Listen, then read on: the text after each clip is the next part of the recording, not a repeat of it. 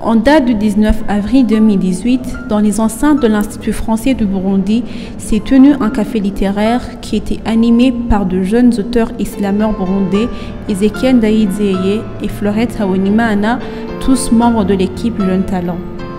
Le café littéraire, qui est une initiative de l'Institut français, est un rendez-vous mensuel qui réunit chaque fois les amoureux de la littérature. Les deux jeunes ont été invités pour essayer de répondre à la question « La poésie burundaise a-t-elle de l'avenir ?» L'objectif principal était de démontrer que par le travail et le génie des poètes burundais, la poésie burundaise a bel et bien de l'avenir. L'idée de ce café littéraire de ce jeudi 19 avril, c'était pour que la poésie puisse être une réalité ici au Burundi. Pour ce, on a essayé de confronter, je dirais, la poésie traditionnelle à la poésie donc contemporaine. Et puis on a essayé de montrer que si une fois les artistes travaillent, cette poésie pourra, je dirais, avoir beaucoup plus d'ampleur.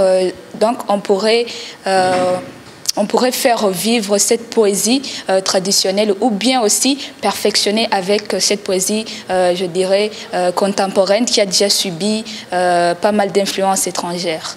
Oui.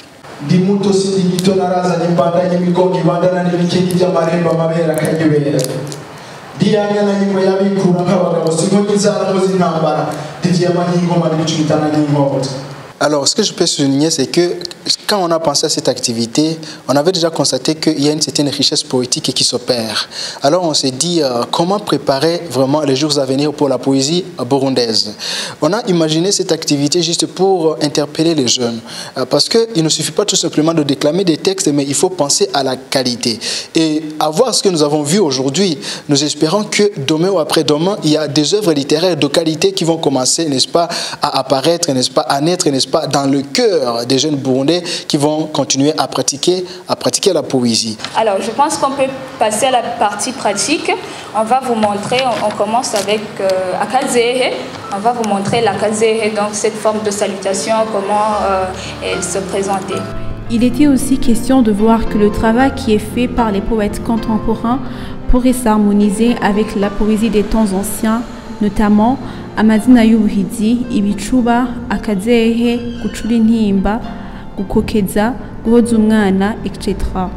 Il fallait comparer la poésie contemporaine, la poésie actuelle. Donc, ça veut dire le travail que les jeunes actuels sont en train de montrer sur scène. Il fallait alors amener ce travail à être confronté au travail que faisaient nos aînés dans le Burundi ancien. On s'est rendu compte qu'il y a quelque chose qui s'est déjà perdu, mais quand même qu'il y a encore de l'espoir pour la poésie burundaise. Pourquoi? Parce que quand on parle de la poésie burundaise, il n'y a pas que Ibichuba, mais il y a cette poésie-là, par exemple le slam, n'est-ce pas, qui commence à s'imposer. Et à travers le slam, on peut véhiculer toutes ces richesses, n'est-ce pas, tous ces noms-là qu'on peut trouver dans le Burundi ancien, toutes ces pratiques. Le tambour sacré en art, ça c'est vraiment une abomination. Non, mon ami, abomination c'est une exagération. Ceci, ça s'appelle révolution. Dans notre Afrique, nous avons aussi l'honneur de recevoir parmi nous un jeune poète burundais qui vient de publier son recueil « La poésie est mon art et mon pactole ». C'est notre ami Boshi Meki qui est là. Je vais lui demander de venir ici. Voilà, nous voyons quand même qu'il y a des travailleurs. Il y a vraiment des gens qui sont en train de travailler. En partant de mon livre que j'ai déjà publié, c'est déjà vendu en ligne. Je peux avoir 6,504 € en achetant un PDF en ligne, mais aussi on peut l'imprimer en Italie et puis l'envoyer à quelqu'un qui a fait sa commande et ça s'achète à 13,73 $.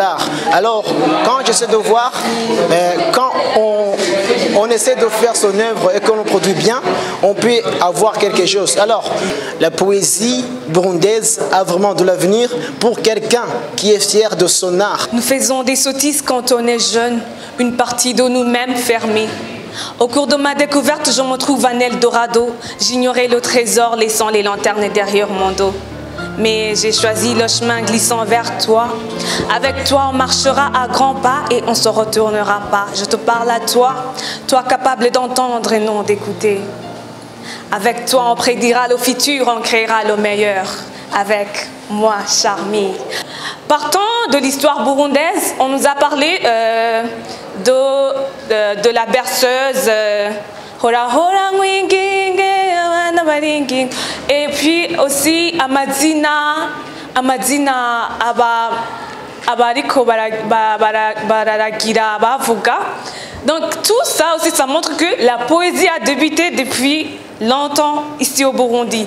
Et les jeunes Burundais, nous sommes ici pour mettre debout la poésie et à la mettre au plus haut niveau.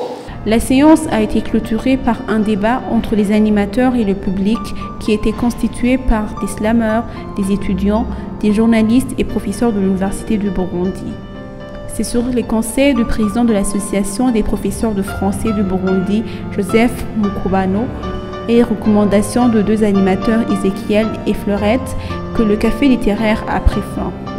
Une chose qui a été remarquée surtout au niveau de la qualité des textes qui sont souvent déclamés lors des scènes slam, c'est qu'un grand travail doit être fait pour aider les jeunes auteurs, slameurs et poètes à se perfectionner davantage et surtout à comprendre les secrets et techniques de la poésie.